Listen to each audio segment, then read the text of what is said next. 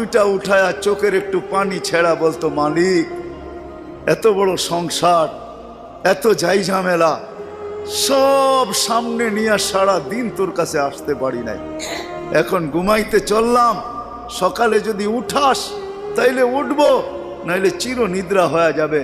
কেননা ঘুম তো মৃত্যুই, ঘুম তো মারা যাওয়াই, নাইলে ঘুমের থেকে ওঠার দোয়া এটা কেন হবে? আলহামদুলিল্লাহিল্লাযী আহইয়ানা বাদামা আমাতানা ওয়া ইলাইহিন নুশুর।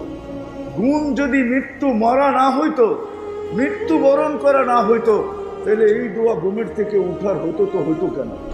অন্য দোয়া হইতো, আরো তো কত দোয়া হইতে পারতো। বোঝা গেল আমি মৃত্যুর থেকে ফিরে আসছি, মরে গেছিলাম ঘুমের ভিতরে। আমার জাতি যদি শোয়ার আগে হাত দুইটা উঠায় তওবা করে শুইতো, নারী পুরুষ নির্বিশেষে,